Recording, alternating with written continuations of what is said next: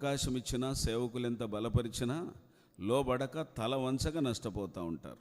కాబట్టి ఈ సమయంలో ఎవరు అలా జరగొద్దనేదే దేవుని చిత్తం, దీని సేవకులం ఆశ. పురుషులు ఒకరు, యవనస్తులు కానీ ఎవరైనా ఒకరు ముందున్నటువంటి ఆరాధన లేదా ఈ కూడికి అంతటికీ పరిశుద్ధాత్మ దేవుడే నడిపించాలి. కాబట్టి పురుషులలో ఒకరు ప్రార్థనలు నడిపించండి క్లుప్తంగా.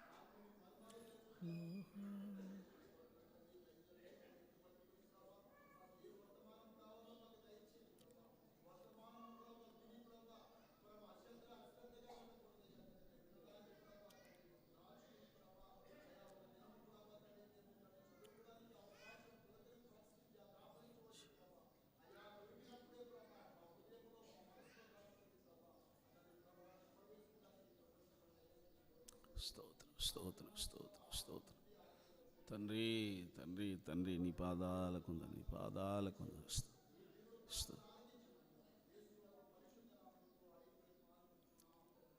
ఆమె మీకు అవకాశం ఇచ్చిన ఎవరు ప్రార్థన చేయరు కదా. అందరు లేచి నిలబడండి. 114వ కీర్తన ఎవరన్నా ముందుకు రండి. 14 నేనేమంటున్నా మరి 114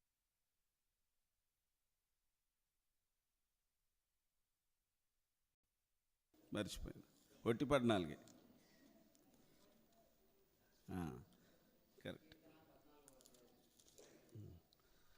తీసుకో, అందరు తీసుకోండి. ఉత్తర ప్రత్యుత్తరముగా అందరు తీసుకోండి.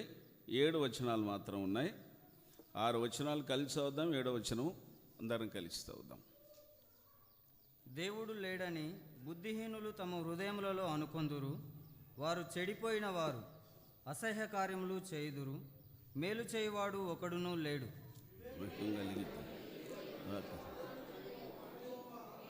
యెహోవా ఆకాశమును చూసి నరులను పరిశీలించను. తొందర చదవద్దు, అందరు కలిసి చదవాలి. వారందరూ దారి తొలగి బొత్తిగా చెడియున్నారు. మేలు చేయువారెవరునూ లేరు, ఒక్కడైనను లేడు. యెహోవాకు ప్రార్థన చెయ్యక ఆహారం మింగునట్లు నా ప్రజలను మింగుదురు. పాపం చేయువారికి అందరికీ తెలివి లేదా? పాపం చేయువారు బహుగా భయపడు. ఎందుకనగా దేవుడు నీతిమంతుల సంతానము పక్షముగా నున్నాడు. గదువాడు ఆయన ఆలోచనలను తునికరిస్తుందురు. ఆయనను యెహోవా వారికి ఆశ్రయమై ఉన్నాడు. చివరి వచనం అందరం కలిసి చదువుదాం. సియోను నుండి ఇశ్రాయేలునకు రక్షణ కలుగును గాక. యెహోవా చెరలోని తన ప్రజలను రప్పించినప్పుడు యాకోబు హర్షించును, ఇశ్రాయేలు సంతోషించును. చదివిన వాక్యం దేవుడు మనందరి మేలు నిమిత్తమే దీవించును గాక. చిన్న బిడ్డలు సండే స్కూల్ వెళ్ళండి, మిగతా వాళ్ళందరూ కూర్చోండి. చక్కగా కూర్చోండి.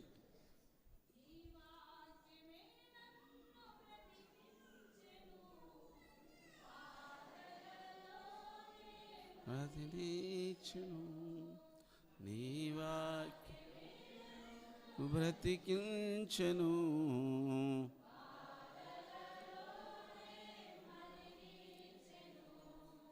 కృపాశక్తి దయా సంపూర్ణుడా,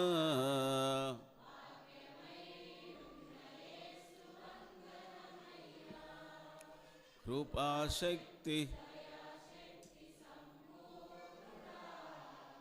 వాక్యమై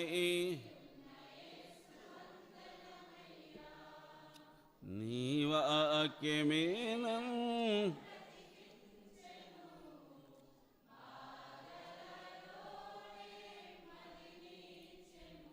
హల్లెలూయా హల్లెలూయా. ప్రభు నామానికి నేను కృతజ్ఞత వందనాలు చెల్లిస్తున్నాను మొదట. రెండవది, కూడి వచ్చిన సంఘానికి కూడా ప్రభు నామములో శుభములు తెలుపుతున్నాను. అంతేకాకుండా ఈ సమయంలో పరిశుద్ధ దినం, ఆరాధన దినం మనకు.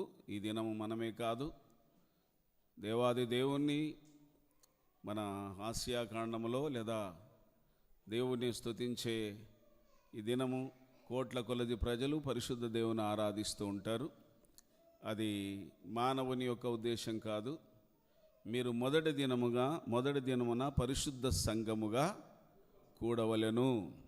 ఆ దినము జీవనోపాధి అయినా మీరు ఏ పని చేయకూడదు.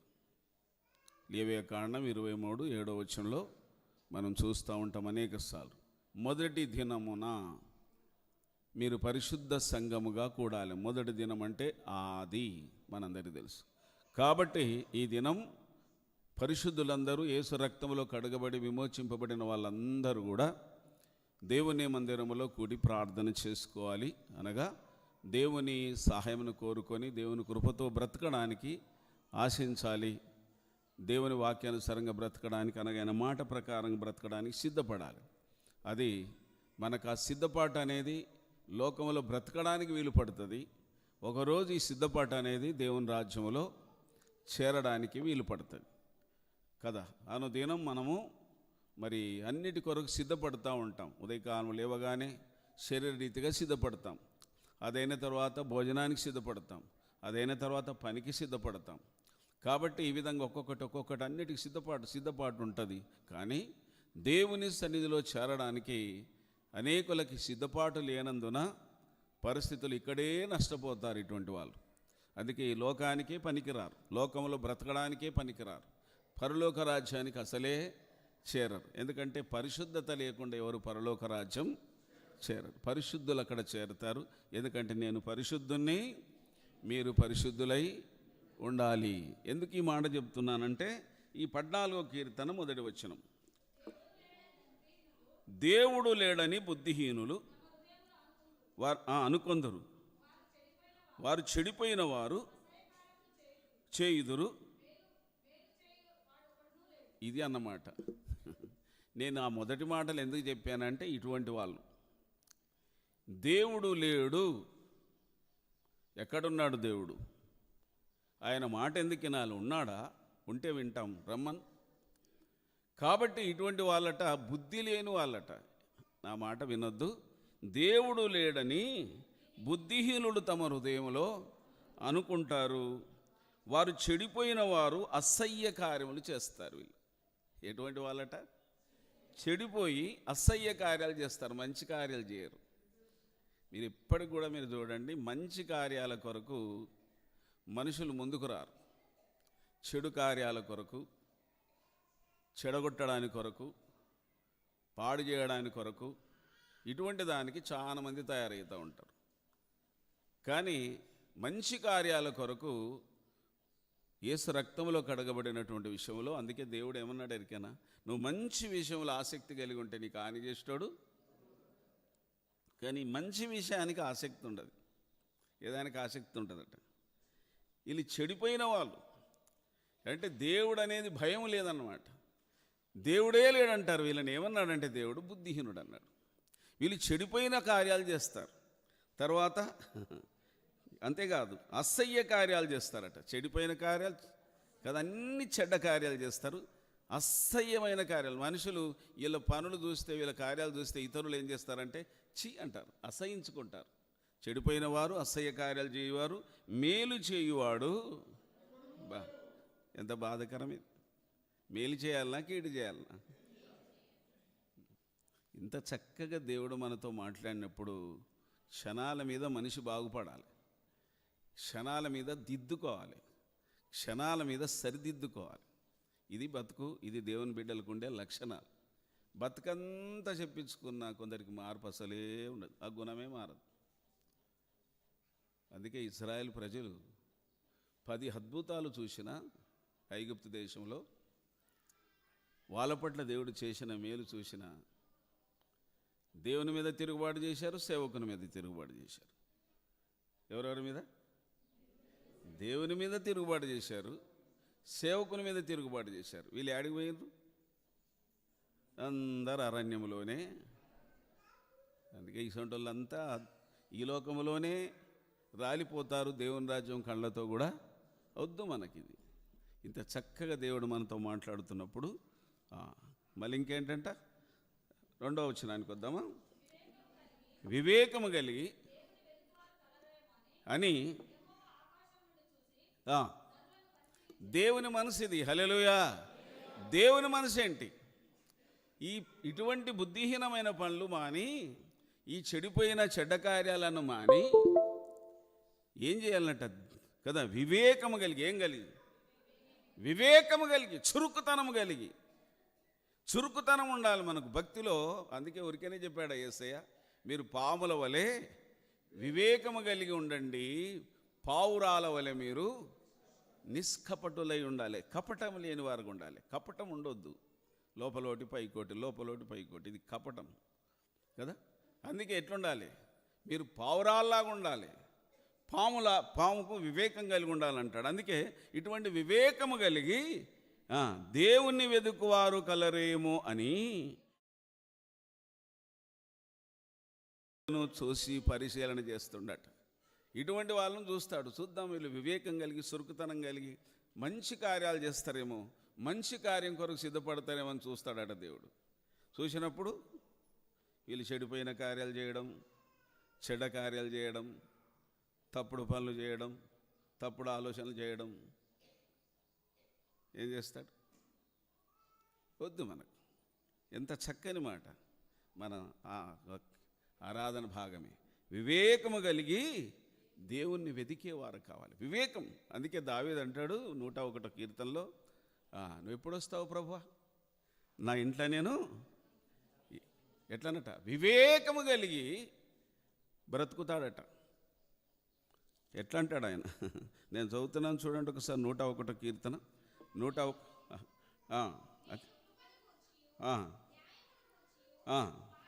పాడేదను.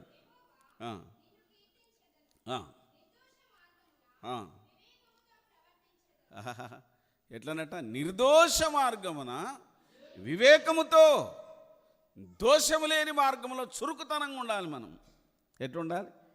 నీ మార్గంలో దోషం ఉండొద్దు, అలా నీకు చురుకుతనం ఉండాలి. వివేకము కలిగి ప్రవర్తిస్తా.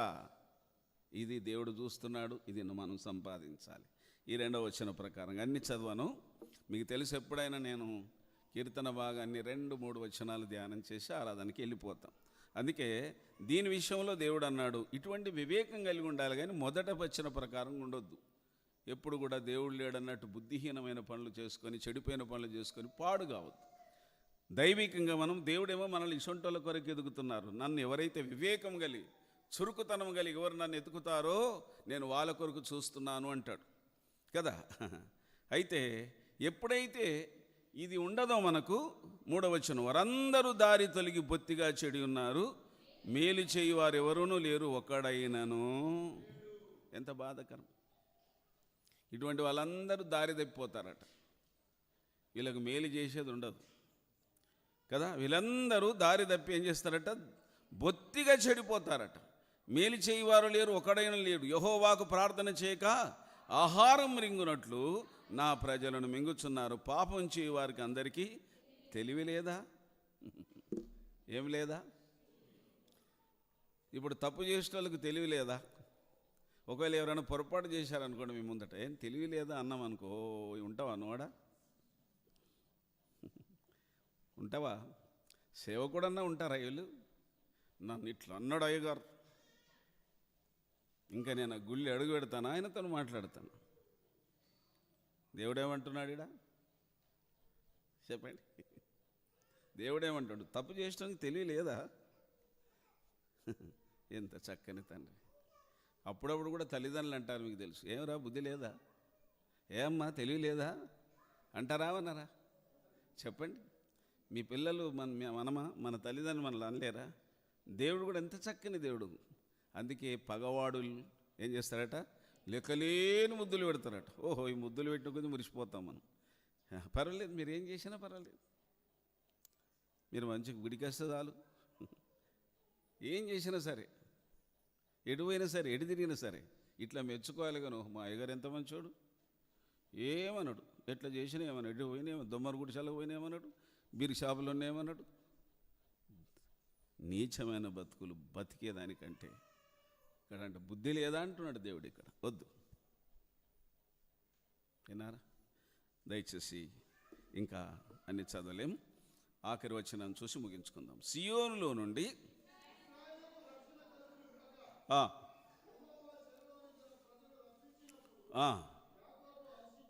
హర్షించును. హల్లెలూయా. దేవుడు ఇటువంటి పరిస్థితిలో ఉన్న మనుషులను ఏమంటున్నాడు ఇక్కడ? సియోనులో నుండి యెహోవా ఏమందట, సియోను నుండి ఇజ్రాయిలుకు రక్షణ. ఎక్కడి నుంచి కలుగుతుంది మనకు రక్షణ? ఎక్కడ కలుగుతుంది మనకు రక్షణ? ఇళ్ళల్లో కలుగుతుందా? బజార్లు తిరిగితే కలుగుతుందా? దేవునికి దూరంగా ఉంటే కలుగుతుందా? ఎక్కడి నుంచి? సియోన్ అంటే ఇక్కడి నుంచే, ఇక్కడే నీకు రక్షణ, ఇక్కడికి వస్తేనే నీకు రక్షణ, ఇక్కడికి వస్తేనే నువ్వు బాగుపడతావు.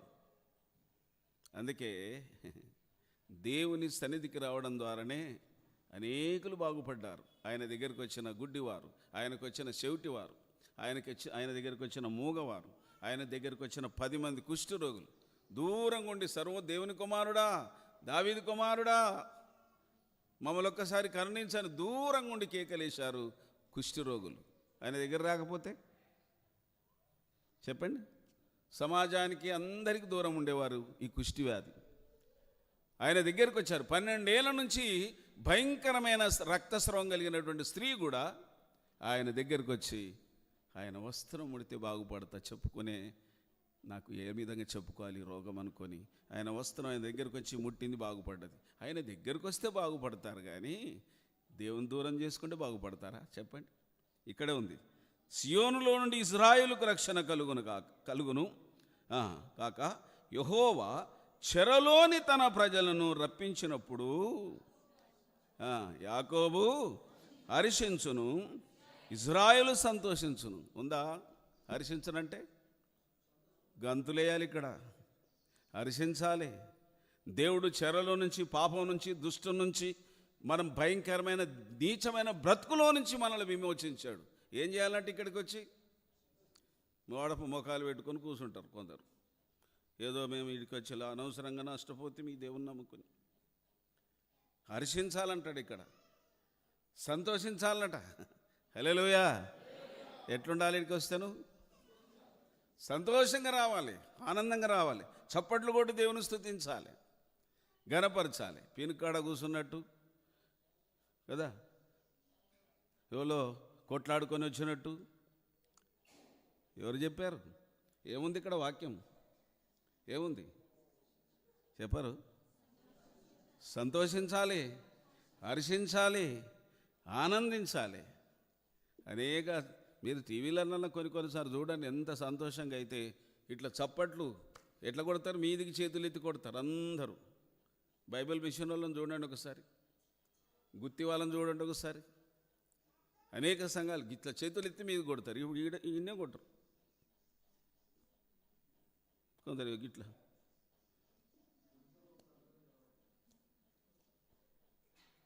ఏడ నేర్చుకున్నారు ఇది?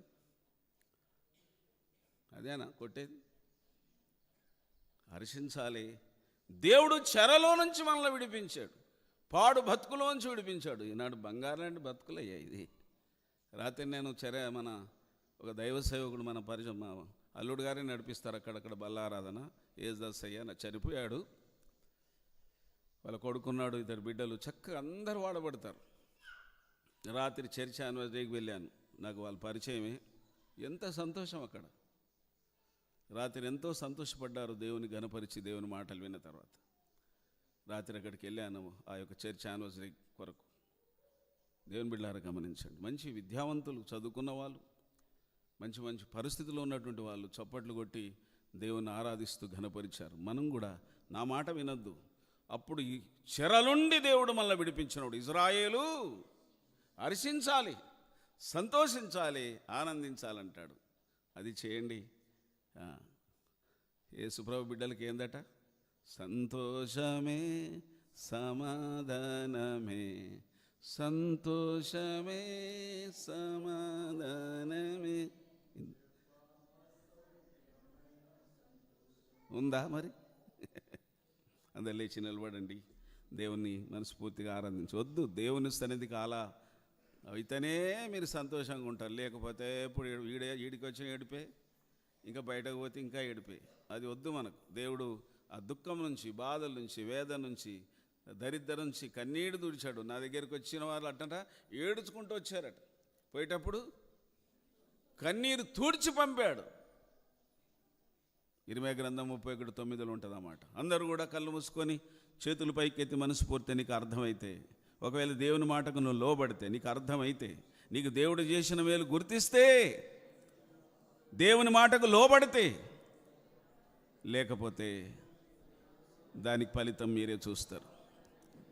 లేదా దేవుని వాక్యానికి లోబడి దేవుని మనస్ఫూర్తిగా గణపరిస్తే, సంతోషంగా చెర నుంచి విడిపించాడు కదా, దుష్టుని చెర నుంచి విడిపించాడు కదా, దరిద్రం నుంచి విడిపించాడు కదా, మాంత్రిక శక్తుల నుంచి నీ మీద ఇప్పుడు పనిచేయడం లేదే, దయ్యాలని మీద పనిచేయడం లేదు, మాంత్రిక శక్తులని మీద పనిచేయడం లేదు, చెడు జీవితం నీలోంచి తొలగించాడు, పరిశుద్ధ బతుకుని నీకు ఇచ్చాడు.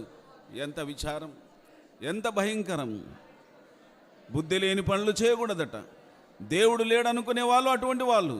నీవు దేవుడు ఉన్నాడని వస్తే, దేవుని సన్నిధిని వస్తే, దేవుడు నిన్ను విడిపించినాడని గుర్తిస్తే సంతోషంగా దేవుని స్తుతించండి, మనస్ఫూర్తిగా దేవుని ఆరాధించండి. దేవుని మాటలు విన్న తర్వాత మీరు మనస్ఫూర్తిగా మీకు అర్థమైతే దేవుని ఆరాధించు. తెరును అంటే నోరు తెరచడం, చేతులు చాపమంటే చేతులు చాపడం, అది కాదు. నీకే రావాలి, అది నీకే రావాలి. మనస్ఫూర్తిగా సంతోషంగా దేవుని స్తుతించాలి.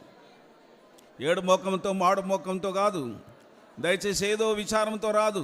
ఏమో ఇపోయింది అన్నట్టు రావద్దు. ఏది పోయినా ఏది ఉన్నా ఇక్కడ దేవుని సన్నిధిలో నువ్వు సంతోషంగా ఉన్నదే దేవుడు మెచ్చేది, నచ్చేది. దేవుని బిడ్డలారా దయచేసి దేవునికి వాక్యానికి లోబడండి, దేవుని మాటకు లోబడండి. చక్కని మాటలు 14వ కీర్తన ద్వారా దేవుడు మాట్లాడాడు. అందుకే వివేకము కలిగి దేవుని వెతుకువారు కలరేయమని ఎందరు చూస్తున్నారని, ఎందరు అటువంటి వాళ్ళు ఉన్నారని దేవుడు చూస్తున్నాడు. దేవుడు చూసి నీకు ప్రతిఫలం ఇస్తాడు. హల్లెలూయా. యేసయ్యా మీకు మహిమ కలుగును కాక, సర్వోన్నతుడానికి స్తుతులు కలుగును కాక. పరిశుద్ధుడానికి వందనాలు నాయన, పవిత్రుడానికి వందనాలు నాయన, దయగల దేవుడానికి వందనాలు తండ్రి నాయన, కనికరంగల దేవుడానికి వందనాలు తండ్రి, జాలిగల దేవానికి వందనాలు తండ్రి. పాపినైనా నన్ను విడిపించావయ్యా, బీదవాడినైనా నన్ను రక్షించావయ్యా, శాపముతో ఉన్న నన్ను విడిపించావయ్యా. నీ పాదాలకు వందనాలు తండ్రి నాయన. నాకిచ్చిన కృప నాయన, నా కుటుంబానికి ఇచ్చావు దేవానికి స్తోత్రం అయ్యా. నా రక్త సంబంధులు కూడా ఇచ్చావు దేవానికి స్తోత్రం. ఇక అనేకులకు నాయన, అనేక గ్రామాలలో మాకు ఆత్మీయమైనటువంటి సావాసం అనేకులు మీరు రక్షించుకున్నారు దేవా. భయంకర దురాత్మ చేతుల నుంచి, వ్యాధి బాధల నుంచి, లేదా నాయన చెడు జీవితం నుంచి, పాప జీవితం నుంచి, బీదతనం నుంచి ప్రభా మీరు విడిపించారు కరుణామయ్యా, మీరు విడిపించారు రక్షక. నువ్వు రక్షించావు యేసయ్యా, మీకు వందనాలు, నీకు నిండా వందనాలు తండ్రి. నీకు మహిమ కలుగును కాక, నీకు మహిమ కలుగును కాక, నీకు మహిమ కలుగును కాక, నీకు మహిమ కలుగును కాక. ఏ రీతి స్తుతింతును, ఏ రీతి సేవింతునని ఒక వచనం ఎత్తి దేవుని కనపరుస్తాం. ఏ రీతి స్తుతింతును, ఏ రీతి సేవింతును, నేరములంచని నాథు నజరేయుడా, తీరము దాటినవాడా, నాథు గలలీయుడా, నా ప్రాణనాథుడా, నీదు ప్రాణమిచ్చితివి, నేను నీ వాడను యేసువా, నా ప్రాణనాథుడా,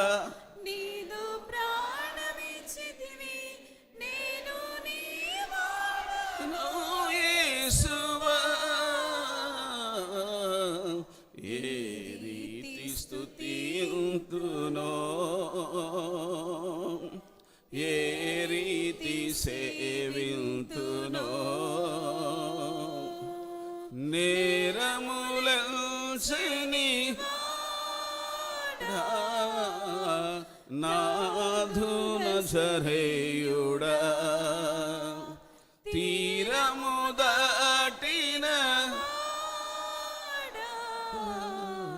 నాథు గలలి. అవును ప్రియులారా, మన నేరాలు ఎంచడానికి ఆయన చూడడు, మన పాపాల కొరకే ఆయన కనిపెట్టడానికి చూడడు, మన తప్పులను చూడడానికి చూసే తండ్రి కాదు. మన తప్పులనే చూస్తే ఒక క్షణం బ్రతకలేం, మనం క్షణం బ్రతకలేం. అందుకే ఆయన దయ ఆయుష్కాలం అంతనట, ఆయన కోపము క్షణమాత్రమట. ఆ క్షణమాత్రం కోపంలో మనం బూడిదైపోతాం, కనబడకుండా పోతాం.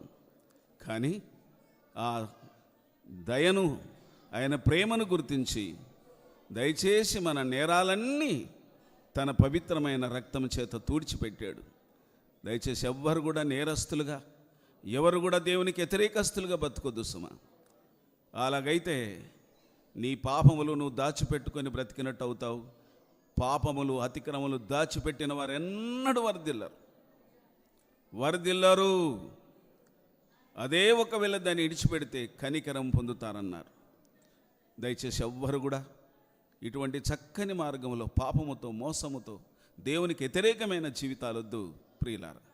ఇది కొనసాగదు. యేసు నామములో, పరిశుద్ధ దేవుని నామములో ఇటువంటి జీవితాలు కొనసాగవు. ప్రతి ఒక్కరు కూడా క్షణాల మీద దాన్ని దూరం చేసుకోవాలి. దేవుడు నీతో మాట్లాడుతున్నప్పుడు అవకాశం ఇచ్చిన కొలది తప్పు చేస్తారా? అవకాశం ఇచ్చిన కొద్ది దేవునికి వ్యతిరేకంగా ఉంటారా? అవకాశం ఇచ్చిన కొద్ది దేవుని ఏడిపిస్తామా? చాలా పొరపాటు. ఎవ్వరు కూడా ఉండొద్దని దయచేసి కోరుచున్నాను. అందరూ కూడా ప్రార్థన చేసుకోండి, ఎవరి మనసుల వాళ్ళు చూసుకోండి. ఆత్మతో సత్యముతో ఆరాధించాలి, ఆత్మతోను ఆరాధించాలి, సత్యముతో ఆరాధించాలి. ఆరాధన ప్రతి ఒక్కరు నీ కుటుంబ పక్షమున, నీ పక్షమున ఇంత చక్కని మార్గం మాకు తీసుకొచ్చారయ్యా, ఇంత చక్కని మార్గంలో నడిపిస్తున్నారు తండ్రి. నా పట్ల, నా కుటుంబం పట్ల దయచేసి అని కృతజ్ఞత చెప్పుకోండి, కృతజ్ఞత చెల్లించుకోండి. దేవునికి వందనాలు ఎవరి మట్టుకు వాళ్ళు చెల్లించుకుంటే మంచిది. లేకపోతే నువ్వు నోరు మూసుకున్నావా, నోరు మూసినట్టే అవుతుంది. నీ జీవితంలో ఏమి పొందవు, నీ పాపంలోంచి బయటకు రావు, బాగుపడలేరు. ప్రతి ఒక్కరు కూడా మీరు ఒకవేళ దేవుని మాటకు లోబడితే సిద్ధపడండి. స్త్రీలు ఒకరు దయచేసి వీలైతే డాక్టర్ కుమారమ్మ గారు ప్రార్థన చేయాలని కోరుచున్నాను. అందరూ కూడా ఏకీభవించండి.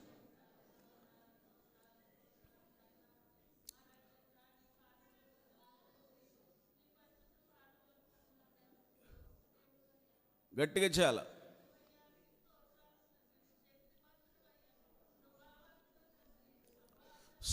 స్తోత్రం. హల్లెలూయా.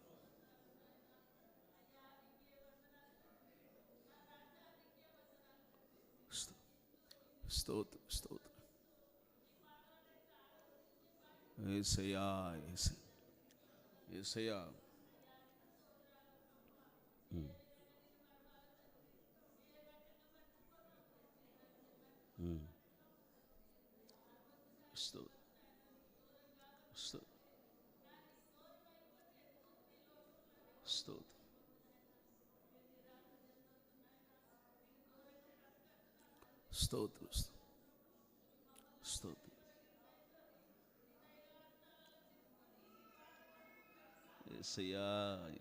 నీ పాద కృతజ్ఞత.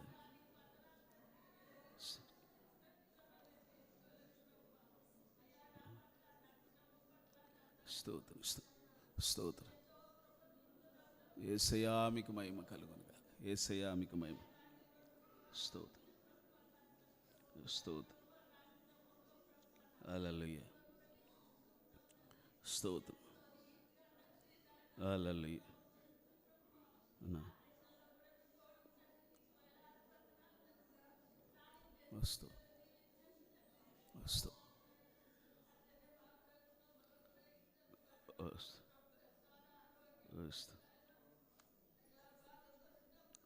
స్తోత్రం. కృతజ్ఞులు నాయన, వందనస్తులు నాయన, కృతజ్ఞ నాయన.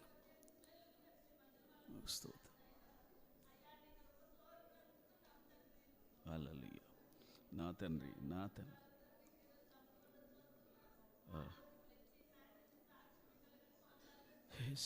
యేసయ్యా నీ పాదాలకు వందనాలు. కృతజ్ఞులు నాయన. వందనస్తుంది తండ్రి, వందనస్తుంది.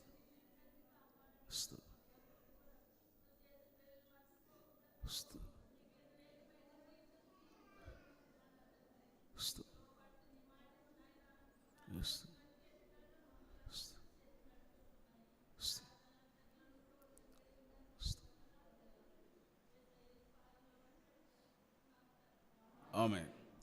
కూర్చోండి.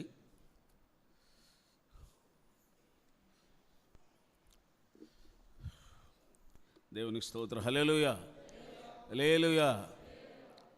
ప్రియ బిడ్డలు, బికనూరు నుంచి కూడా పీటర్ వాళ్ళు వచ్చారు. వారిని బట్టి, వారి కుటుంబాలను బట్టి దేవునికి వందనాలు చెల్లిస్తున్నాను. మైకేల్ వారి కుటుంబాన్ని బట్టి కూడా, ఇద్దరు కూడా ఎంతో చక్కగా 2 కుటుంబాలు దైవ సన్నిధికి వస్తూ ఉంటాయి. కాబట్టి అంత దూరం నుంచి దేవుడు వాళ్ళని కాపాడాలి. మరి ఇంకా కూడి వచ్చినటువంటి ప్రియ బిడ్డలు రామంపేట నుంచి సిద్ధు, అదేవిధంగా మరి దేవుని సన్నిధికి దూరం నుంచి వస్తున్న బిడ్డల కొరకు, స్థానిక సంఘం కొరకు కూడా ప్రభునామములో మరొకసారి మీకు శుభములు తెలుపుతున్నాను. ఈ సమయంలో దయచేసి దేవుని కృప ద్వారా మనం ఆత్మీయ జీవితంలో ఇంతవరకు జ్ఞాపకం చేసినట్లుగా మనం ఇక్కడ ఏ విధంగా సిద్ధపడాలనో మీకు తెలుసు కనుక మళ్ళీ చెప్తున్నాను. మొదటి మాట గుర్తు చేసుకున్నాము. 14వ కీర్తన ప్రకారంగా సిద్ధపాటు అనేది చాలా ప్రాముఖ్యం. ఒకసారి దానియేలు గ్రంథానికి రండి. పోయినసారి కూడా మనం దానియేలు గురించి కొన్ని మాటలు విన్నాము. ఆయన దేవుని దృష్టిలో కూడా ఎటువంటి వాడట? ఎటువంటి వాడు? యాదుందా? ఎటువంటి వాడు? కాబట్టి ఆయన ఎప్పుడైతే ప్రార్థన చేయడం మొదలుపెట్టాడో దేవుడు వెంటనే తన దూతను పంపాడు. వెంటనే 9వ అధ్యాయం 23వ వచనంలో చూసాము. దానియేలు, నువ్వు బహుప్రియుడవు గనుక నువ్వు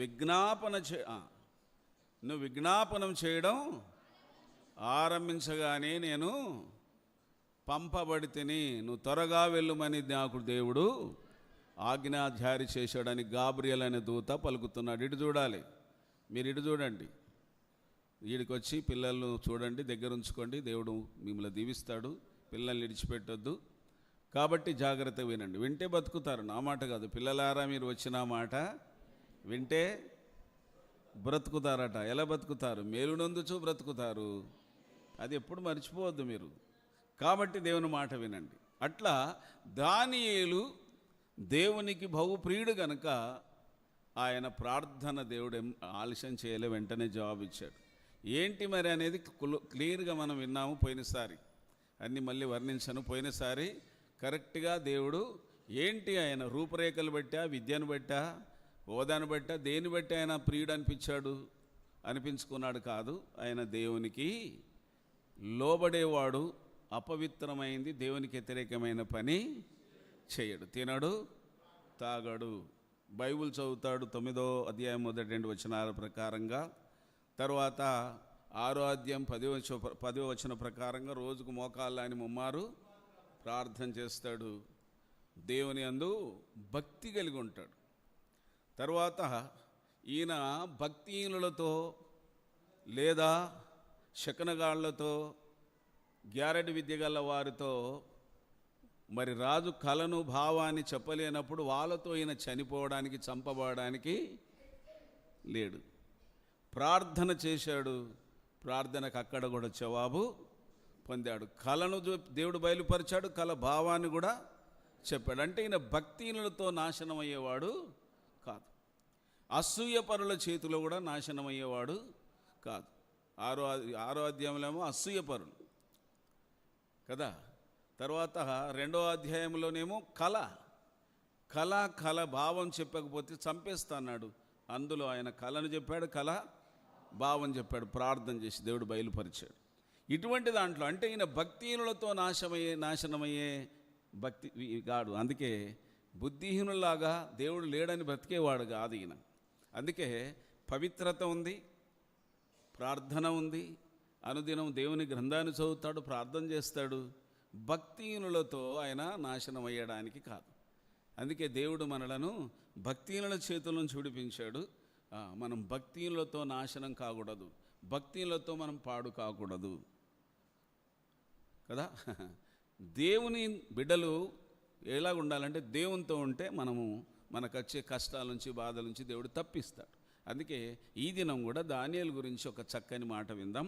మొదటి అధ్యాయం 18వ వచనం, మొదటి అధ్యాయం 18వ వచనం ఒకసారి. మొదటి అధ్యాయం దానియేలు గ్రంథం మొదటి అధ్యాయం 18వ వచనానికి చూడండి. 18 నెబుకద్నెజరు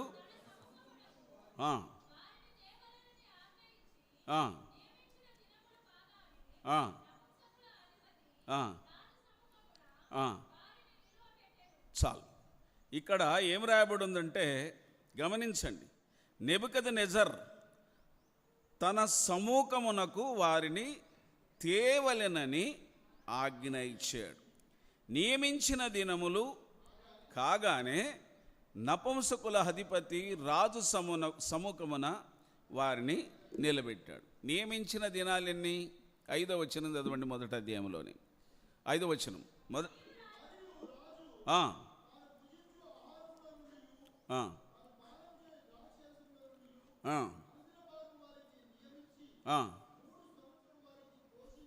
ఎన్ని సంవత్సరాలు? 3 సంవత్సరాలను వీళ్ళను పోషించి చాలు 3 సంవత్సరాలు వీళ్ళకు తరబీదిచ్చి రాజు దగ్గర నిలబెట్టాలన్నట. ఇక్కడ కూడా ఉంది 5వ వచనంలో, రాజు దగ్గర నిలబడాలి. 3 సంవత్సరాలు అయిన తర్వాత వీరికి శకనగాళ్ళతో, గ్యారెడ్ విద్య గల వారితో, శాస్త్రులతో, అందరితో ఎక్కడికి వెళ్ళి ఇటువంటి వాళ్ళతో ఈ 4 కూడా చేరారు. దానియేల్, షద్రక్, మేషక్. వీళ్ళు 3 సంవత్సరాలు వీళ్ళకి తరబీదు అయినాక ఆ నపుంసకుల అధిపతి వీళ్ళ అధికారులు ఏం చేయాలంటే వీళ్ళు 3 సంవత్సరాలు కాగానే రాజు దగ్గర నిలబెట్టాలి. రాజు దగ్గర నిలబెట్టినప్పుడు ఇప్పుడు మనం 18వ వచనంలో చదివాం. 3 సంవత్సరాలు తరబీదు అయిపోయింది. ఇప్పుడు నపుంసకుల అధిపతి వాళ్ళ అధికారి ఏం చేశాడంటే ఇప్పుడు రాజు దగ్గరికి తీసుకొచ్చాడు. 18వ వచనంలో నిలువబెట్టాను, అంతేనా? ఏముంది 18వ వచనంలో? వారిని రాజు సముఖన వారిని నిలువబెట్టాను. రాజు దగ్గర ఇప్పుడు 3 సంవత్సరాలైనాక నిలబడ్డారు.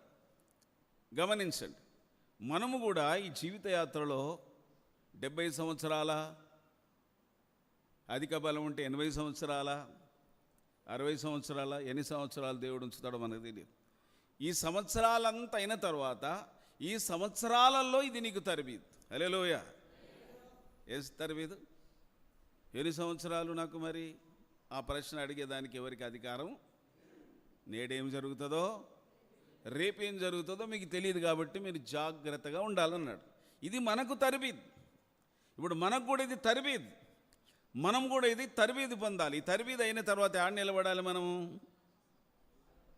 అయ్యో మరి చెప్పరు, ఏడ నిలబడాలి? దేవుని దగ్గర నిలబడాలి. రండి ఒకసారి కొరింథీ పత్రిక రండి ఒకసారి. కొరింథీలకు రాసిన 2వ పత్రిక 5వ అధ్యాయం. కొరింథీలకు రాసిన 2వ పత్రిక 5వ అధ్యాయం. కొరింథీలకు రాసిన 2వ పత్రిక 5వ అధ్యాయం 10వ వచనం. 5వ అధ్యాయం 10వ వచనం.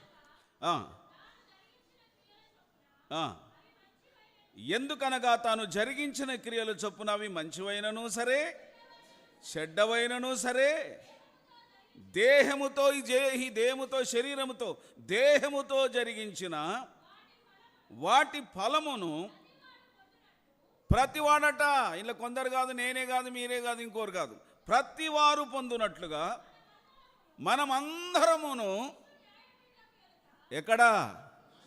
ఎక్కడా హల్లెలూయా. జాగ్రత్త వినండి. క్రీస్తు న్యాయపీఠం ఎదుట, అమ్మ చదురా, ప్రత్యక్షము కావలయును. మనం కూడా నిలబడాలట. మనమందరమట, మనలో ప్రతి ఒక్కరు కూడా నువ్వు జరిగించిన ఈ దేహముతో జరిగించిన ప్రతి పని అవి మంచివా చెడ్డవా? నువ్వు జరిగించిన ఈ మంచివా చెడ్డవా? అవన్నీ దేవుడు లెక్కలోనికి తీసి మన ఖాతా ముందడ పెట్టి దానికి తగిన ఫలితం ఉంటుంది. ప్రకటన గ్రంథానికి రండి ఒకసారి. 3వ మాట. ప్రకటన గ్రంథానికి రండి. 3వ మాట 21వ అధ్యాయం 20వ అధ్యాయం 20వ అధ్యాయం 20 అధ్యాయం 12 వచనం. ప్రకటన గ్రంథం 20:12. బాగా వినండి, మళ్ళీ చదువును ఆయన.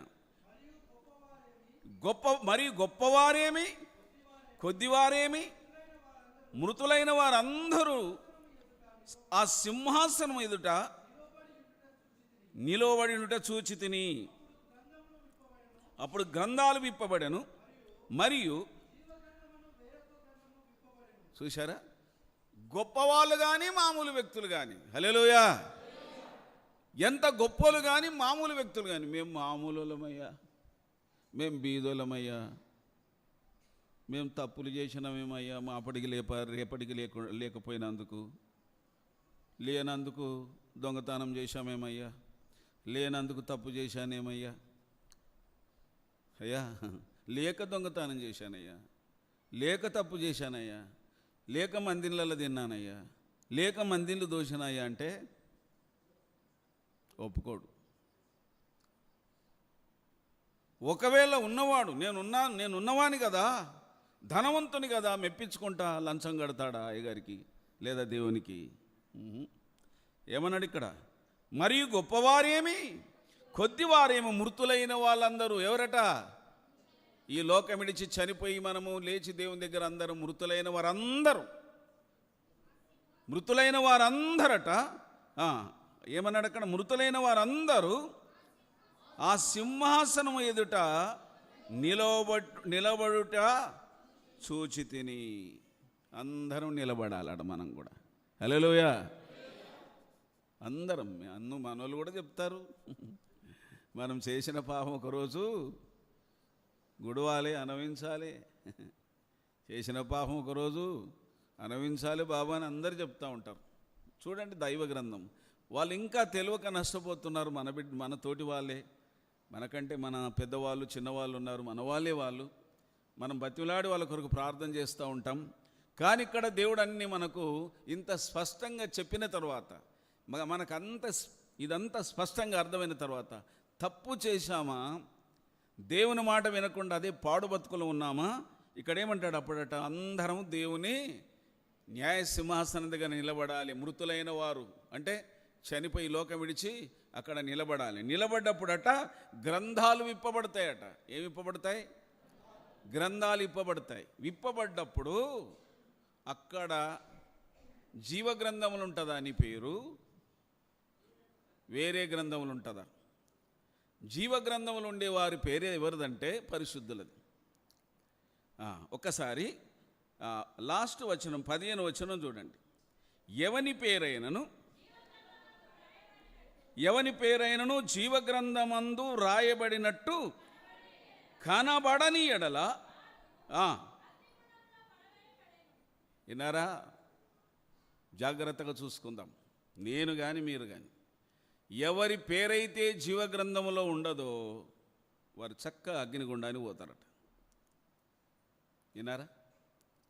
జీవగ్రంథములో మన పేరు ఉండాలంటే నువ్వు దేవుని మాట వినాలి, పరిశుద్ధుడిగా జీవించాలి, పరిశుద్ధురాలుగా జీవించాలి.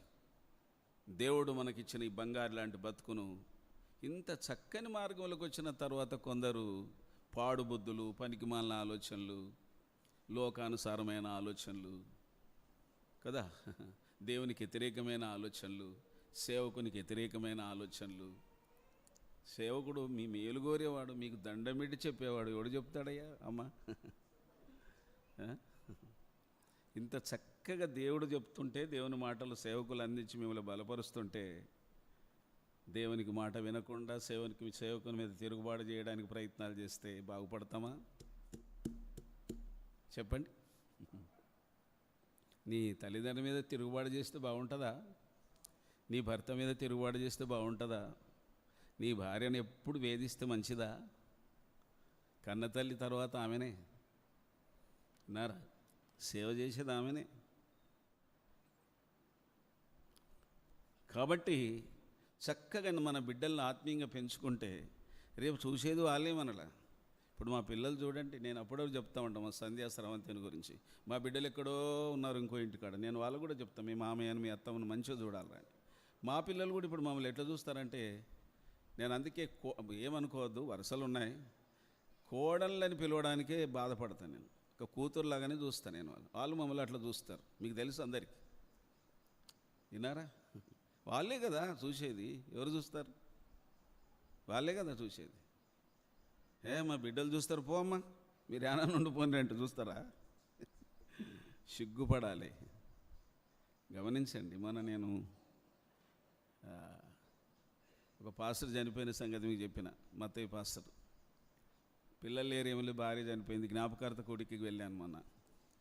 ఎంత ఏడిచిండంటే ఆయన, నేను వాక్యం చెప్పిన తర్వాత ఎంతో ఏడిచాడు. గమనించండి, చాలా ఏడిచాడు ఆయన పాపం. ఎందుకంటే వాక్యం విన్న తర్వాత తల్లే చేస్తుంది చిన్నప్పుడు, భార్యనే చేస్తుంది సేవ అన్నాను నేను. దానికి ఉదాహరణంగా కూడా చెప్పాను. శారా చనిపోయింది, అబ్రహాం భార్య. కొడుకుకు తల్లి లేదు, ఆయనకు భార్య లేదు. కొడుకు పెళ్లి చేశాడు ఇస్సాక్ కదా. ఇరుపుకా రాంగానేనట తల్లిని మర్చిపోయాడట. ఎవరు? ఇస్సాక్. తల్లిని మర్చిపోయారు. కాబట్టి ఇటువంటి అవగాహన ఎప్పుడు వస్తుందంటే, ఇద్దరు భార్య భర్తలు దేవుని చిత్తానికి తల వంచాలి. భార్య భర్తకు ద్రోహం చేయొద్దు, భర్త భార్యకు ద్రోహం చేయొద్దు. ద్రోహం చేయొద్దు, ఆమెకు ద్రోహం చేయొద్దు, ఆయనకు నువ్వు ద్రోహం చేయొద్దు. నీ పిల్లలు భక్తిలో పెంచుకోవాలి. అందుకే ఇక్కడ మనం జరిగించిన క్రియలు, అవి మంచివైనను సరే చెడ్డమైనను సరే, మనమందరము దేవుని సన్నిధిలో నిలబడాలి. ఆలోచించేయండి. ఇది ఇంత చక్కగా ఏం లేదు. చచ్చిపోయిన తర్వాత మనం నిలబడవలసిన పనే లేదు. మనల్ని అడిగటోడే లేడంటే నీ ఇష్టం వచ్చినట్టు బతకొచ్చు. మరి పర్వాలేదు, ఇష్టం వచ్చినట్టు బతకొచ్చు. ఇష్టం వచ్చినట్టు బతికితే జవాబు ఏమొస్తుంది ఒకసారి చూద్దామా? ఇది ఇట్లుండగా లూకా సువార్త 17:23. అమ్మ తీసుకొని రా తల్లి, పురుషులు కూడా నాన్న. ఈ లూకా సువార్త 16:23-24 చదివిన సరే.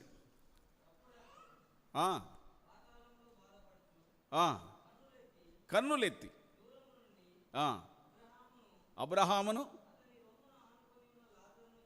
లాజరును చూచి, తండ్రివైన అబ్రహామా, నాయందు కనికరపడి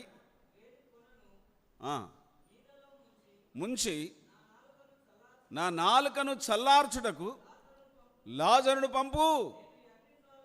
యాడున్నాడట? ఇప్పుడు మనం చదివాం కదా ప్రకటన గ్రంథం 20:15లో, ఎవని పేరైతే జీవగ్రంథంలో ఉండదో వాళ్ళు ఎక్కడుంటారన్నాము? అగ్నిగుండంలో. ఇప్పుడు ధనవంతుడు ఎక్కడున్నాడు? నేను ఈ అగ్ని జ్వాలలలో యాతన పడుచున్నాను, కేకలు వేసి చెప్పాడట. ఎవరైనా? గొప్ప ధనవంతుడు. హల్లెలూయా. దానికి జవాబు ఏమొచ్చింది? చదవాలి. కుమారుడా,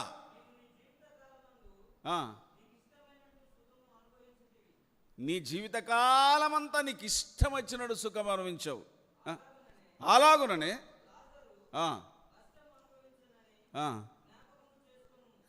ఏం జవాబు వచ్చింది? ఏం సపోర్ట్ చేయరేంటి? ఎట్లా బతికిండట ఈయన? తన జీవితకాలం అంతా తన ఇష్టం వచ్చినట్టు బతికాడు. దేవుని ఇష్టం కాదు.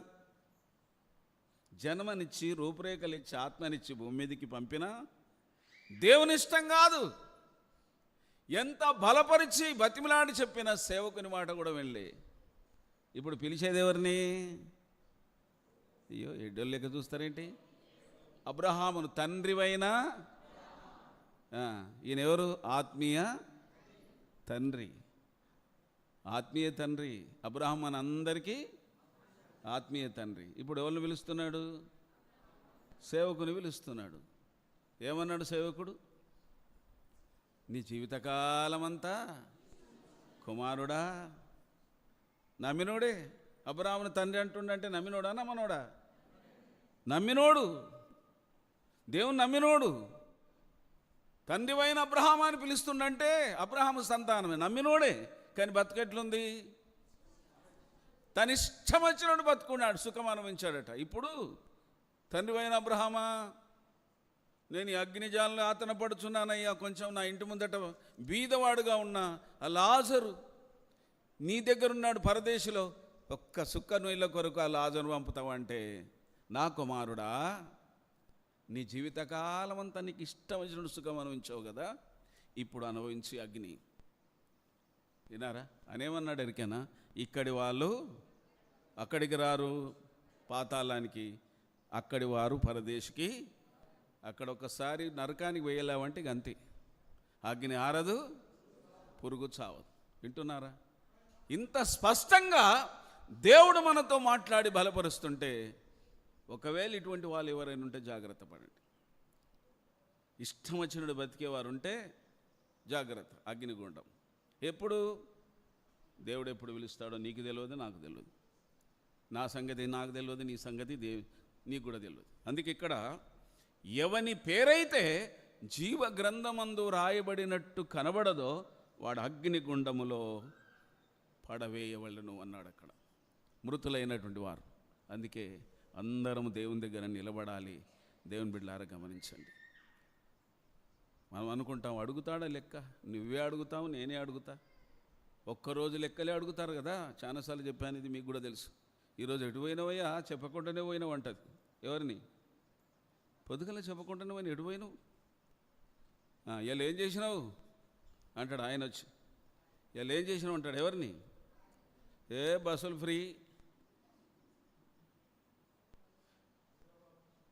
ఏం పని లేకపోయా నాకు, ఇక అటు పోయేసిన ఇటు పోసిన బస్సులు మాయేనే, ఎటు పోయినామని అడగ అంటదా? విన్నారా? ఇప్పుడు పోతున్నాడు చాలా మంది ఇంటోళ్ళకు, అయ్యకు చెప్పకుండానే పోతున్నట్టు అవ్వాలి. ఆయన ఎటన్నా పోయిండనుకో పత్త లేకుండా వీళ్ళు కూడా పోతున్నట్టు మంచిగా. అనంగిన నాకు తెలియదు, నేను చూడలేదు కూడా. గమనించండి, ఒక్కరోజు లెక్కనే ఆలోచన చేస్తారు వీళ్ళు ఎటు పోయినవని. అంతేకాదు పిల్లని కూడా అడుగుతాడు, ఏమరా బాబు ఎటు పోయినావు, ఇలా చెప్పకుండానే పోయినావు. ఒకవేళ అప్పటిదప్పుడే పోతే ఎటు పోయినావు, ఇప్పటిదాకా ఎప్పుడు పోయినావా, ఎటు పోయినావమ్మా, చెప్పకుండానే పోయినావు అంటారు. ఎందుకు అడుగుతావు మరి? ఎటన్నా వంతి ఇంటికేస్తే చాలు కదా అంటారా? ఇటువంటి పరిస్థితుల్లో ప్రతిదానికి లెక్క ఉంది, ప్రతిదానికి లెక్క ఉంది. నీ పంటకు లెక్క ఉంది, నీ ఉద్యోగానికి లెక్క ఉంది, నీ వ్యాపారానికి లెక్క ఉంది, నీ పెట్టుబడి ఎంత, నీకు వచ్చింది ఎంత అని అంతో లెక్కలు చేస్తూ ఉంటారు. అన్నిటికీ లెక్కలు ఉన్నాయి, కానీ నీ బతుకు లెక్క లేదా? దేవుడు లెక్క అడగడా? నువ్వు దేహముతో జరిగించిన క్రియలు అవి మంచివైనను సరే చెడ్డవైనను సరే వాటన్నిటిని న్యాయపీఠం దగ్గర క్రీస్తు న్యాయపీఠం దగ్గర నిన్ను నన్ను నిలబెడతాడంటున్నాడు ఇక్కడ దేవుడు.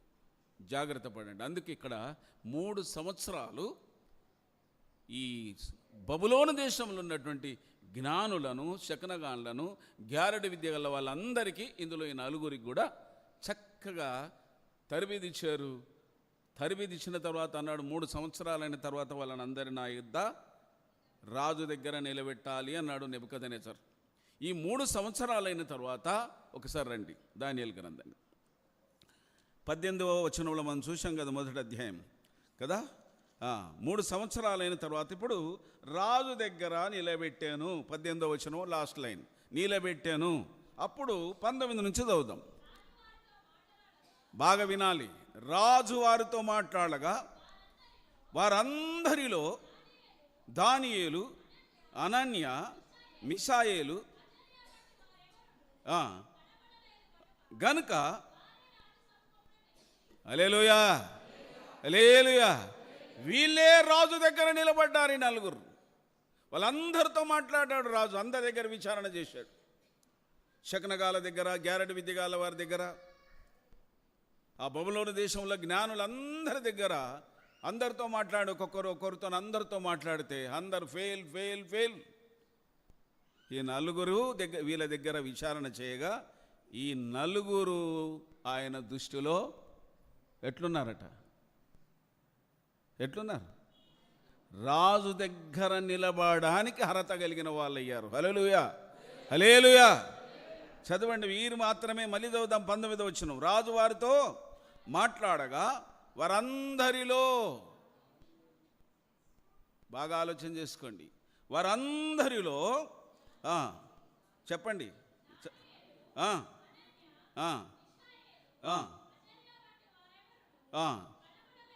చూశారా, వీళ్ళు నలుగురితో సాటి ఎవరు కనబడలేదు రాజుకు.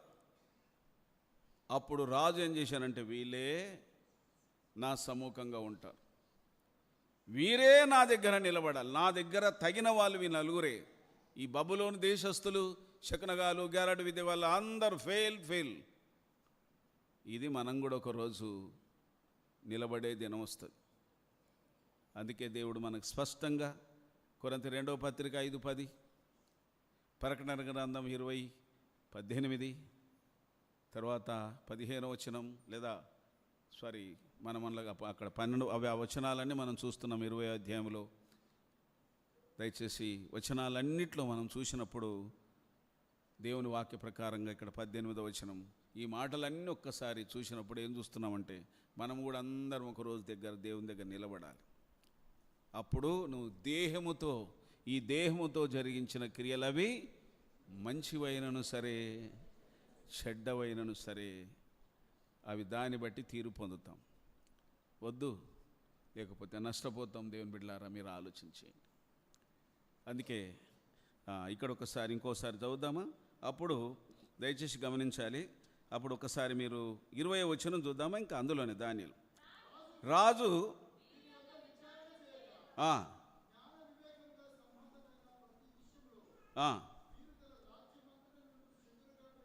శకునగాని కంటేను గ్యారడు విద్య గల వారి కంటేను 10 అంతలు శ్రేష్ఠులని తేలిపోయింది. ఎంతనంటే 10 రేట్లు. ఈ శకునగాల కంటే గ్యారడు విద్య గల వారి కంటే 10 రేట్లు. ఎందుకంటే దేవుడు వీరికి ఏమిచ్చాడు?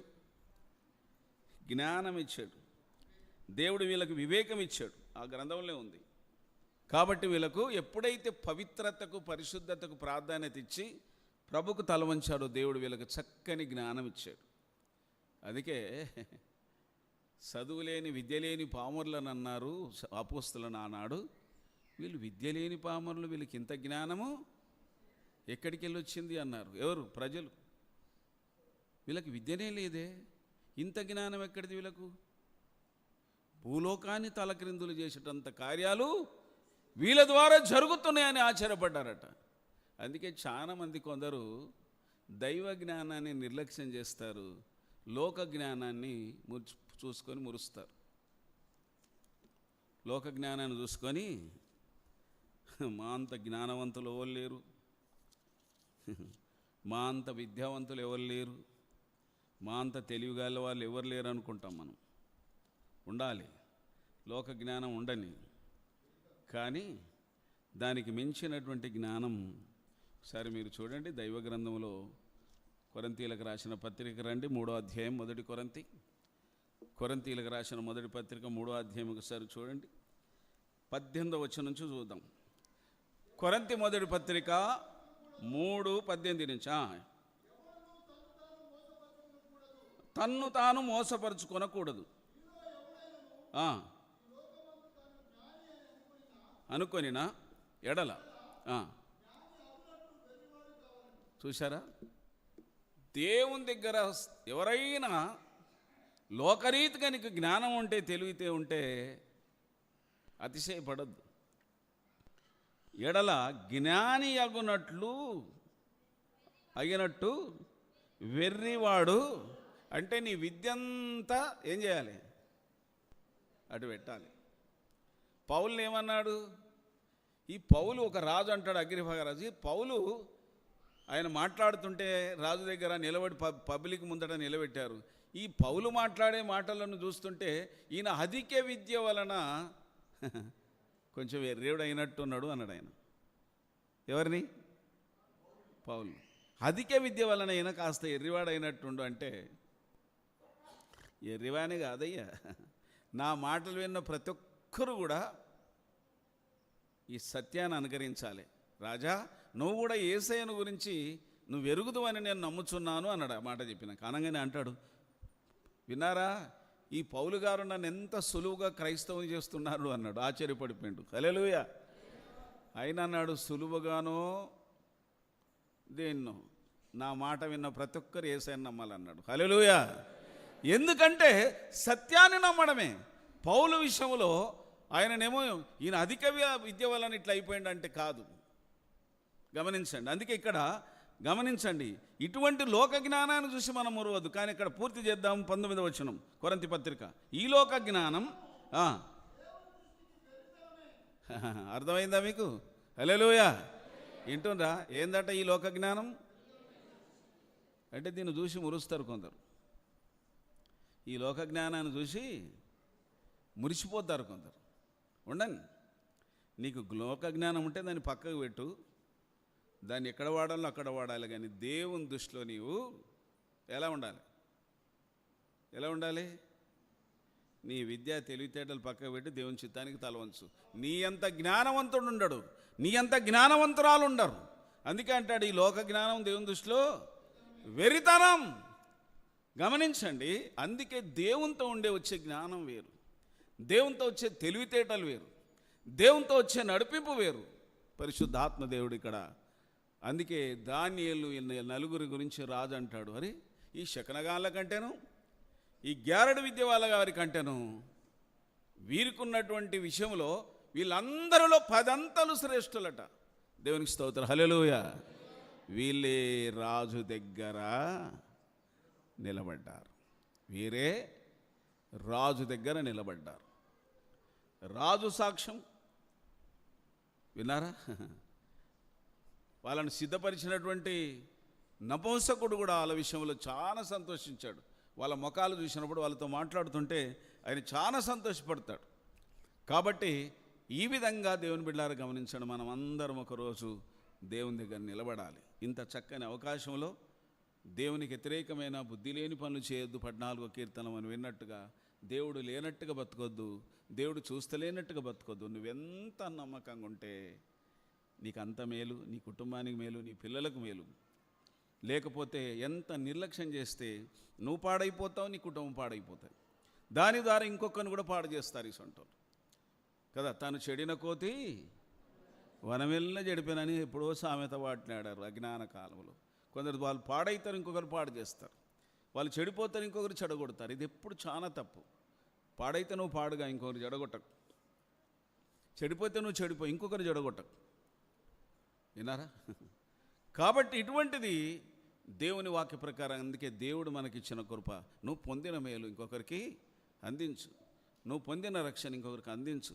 ఒకని అగ్నిలో నుంచి లాగినట్టు లాగాలి, కానీ ఒకని నువ్వు పోవద్దు, ఇంకొకరి నల్లకు నెట్టద్దు. ఇటువంటి వాళ్ళు దేవుని దగ్గర ఒకరోజు నిలబడలేరు. వీళ్ళంతా అగ్నిగుండానికి వెళ్తారు. అందుకే నీ దేహముతో జరిగించిన క్రియలు అవి మంచివైనను సరే చెడ్డవైనా సరే మనమందరం క్రీస్తు న్యాయపీఠం దగ్గర నిలబడాలి. ఇంకొక మాట చెప్పి నేను ఆపేస్తాను. ఇంకా రండి, ఎస్తేరు గ్రంథానికి రండి. లాస్ట్ ఇంకొక మాట చెప్పి ముగిస్తాం. ఎస్తేరు గ్రంథం 2వ అధ్యాయం 17వ వచనం చూడండి. ఎస్తేరు గ్రంథం 2:17. ఎస్తేరు గ్రంథం 2:17. స్త్రీలందరికంటే రాజు ఎస్తేరుని ప్రేమించను, కన్యకలందరికంటే. హల్లెలూయా, హల్లెలూయా. ఇక్కడ ఒక పాపం చూస్తున్నాం, చిన్నది అని ఉంది ఆమె గురించి. ఒకసారి 9వ వచనం చదవంటారా? అదే 2వ అధ్యాయం. ఆ చిన్నది ఎస్తేరు ఇక్కడ రాజు వలన దయ పొందింది, అక్కడ కాపరి వలన దయ పొందింది. వింటుందా మీరు? అర్థమవుతుందా? మా బాబురావు సారే చెప్తాడు పాపం అందరి పక్షం. చాలా సంతోషం. వింటుండ్రా? ఎస్తేరట ఎవరెవరి వలన? స్త్రీలందరికంటే 17 చదువుతున్నా. స్త్రీలందరికంటే రాజు ఎస్తేరును ప్రేమించను, కన్యకలందరికంటే ఆమె అతని వలన దయ పొందేను. అంతేనా? దయా దాక్షిణ్యాలు పొందేను. ఇక్కడ రాజు వలన. 9వ వచనం కదా కదా. ఆ చిన్నది ఇంపైనది గనుక. హల్లెలూయా. వింటున్నా మీరు? అర్థమవుతుందా? ముద్రేసుకోండి, మాటలు ముద్రేసుకోండి మీ హృదయాలలో. రాజు వలన దయ పొందింది, కాపరి వలన, ఈ కాపరిన ఈమెను కూడా 12 నెలలు సిద్ధపరిచాడు. ఈ కాపరిలందరినీ, స్త్రీలందరినీ. ఎన్ని నెలలు? వాళ్ళకేమో 3 సంవత్సరాలు, వీళ్ళకేమో 12 నెలలు. 12వ వచనం చదవండి ఒకసారి, మీకు కనబడుతుంది. అందులోనే మొదటి 2వ అధ్యాయం.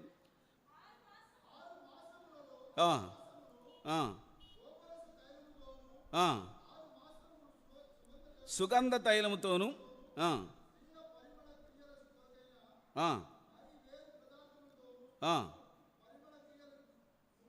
ముగించి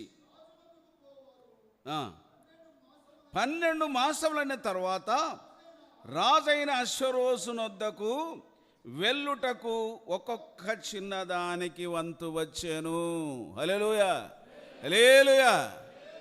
127 సంస్థానాలలో ఉన్న ఆ స్త్రీలు, కన్యకలు. ఎన్ని సంస్థానాలు? మన హిందూ దేశం మొదలుకొని కూషు దేశం వరకు 127 దేశాలున్న కన్యకలు, పిల్లలు, ఆడపిల్లలు. రాజుకు భార్య కావాలి, మామూలు కాదు. ఆడ సంఖ్య ఎంత ఉందో తెలుసు. స్త్రీలందరికంటే అని అక్కడ ఉంది. ఇక్కడ ఈమె 12 నెలలు వీరికి కూడా తరబీదు. రాజు దగ్గరికి వెళ్ళాలి, రాజు దగ్గర నిలబడాలి. ఈ 12 నెలలు నపుంసకుని దగ్గర, ఈ కాపరి దగ్గర వారిని అప్పగించినప్పుడు 12 నెలలు ఈమె కూడా సిద్ధపడ్డది అందరిలో.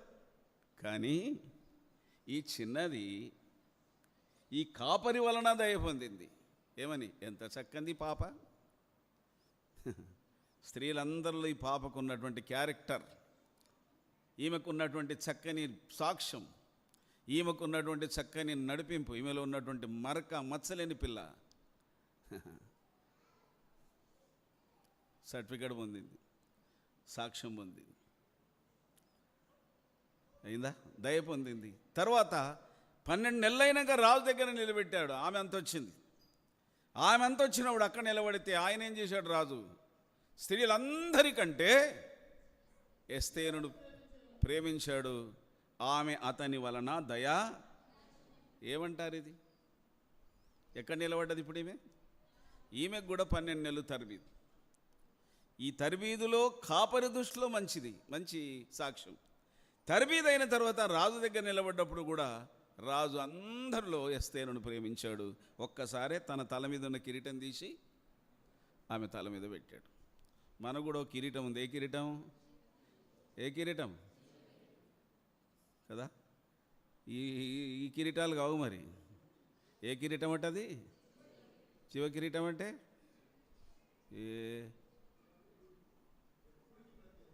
అది ఏమింటారో మీరు, ఎడ్డోళ్ళు చూసినట్టు చెప్పాలి. జీవ కిరీటం అంటే ఎప్పుడు బ్రతికేది, ఎల్లకాలం జీవించేది. ఇంత కూడా అర్థం కాకపోతే ఎట్లయ్యా అమ్మ? జీవ కిరీటం. ఆయన అన్నాడు, మరణం వరకు నమ్మకంగా ఉండు, నేను జీవ కిరీటం ఇస్తా. హల్లెలూయా. నువ్వు ఎల్లప్పుడూ జీవించే కిరీటం. వెంటనే తీసి రాజు తల మీద ఉన్న కిరీటం రాణి ఎస్తేరు తల మీద పెట్టి ఆమెను రాజగృహంలో కదా చేర్చారు. ఇదే అన్నమాట కారణం ఏంటి? ఒక్క వచనం చదివి ఆపేస్తా. 15వ వచనం చదవండి. మొర్దెకై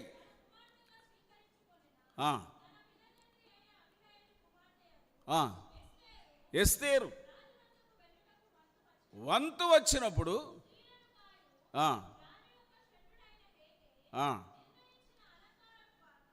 ఏగే నిర్ణయించిన అలంకారము గాక.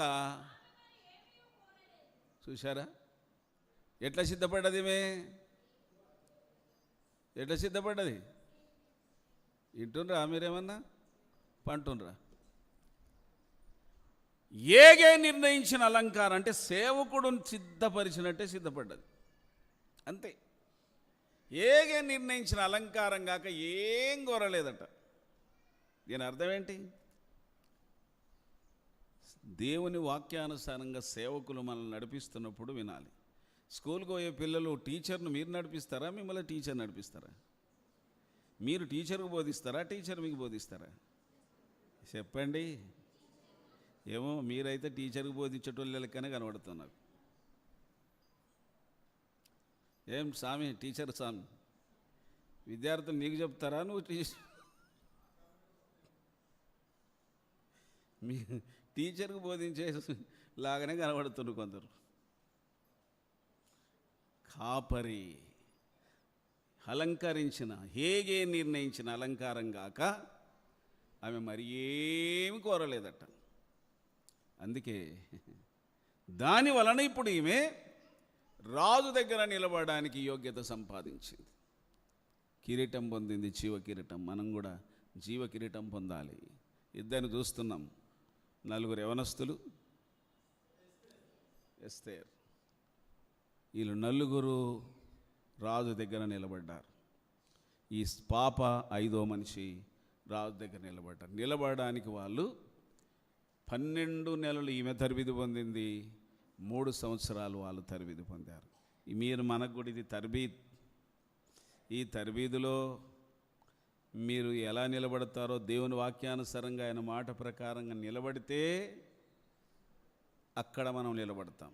లేకపోతే నిష్టం అనుకుంటే ధనవంతునికి ఏ జవాబు వచ్చిందో మనకు ఆ జవాబు వస్తుంది.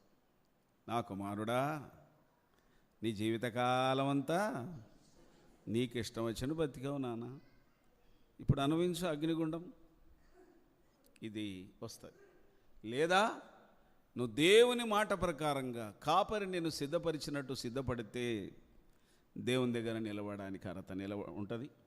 దేవుని రాజ్యంలో ఉంటాం. పరిశుద్ధాత్ముడి 2 అంశములు బాగా ఆలోచన చేసుకోండి.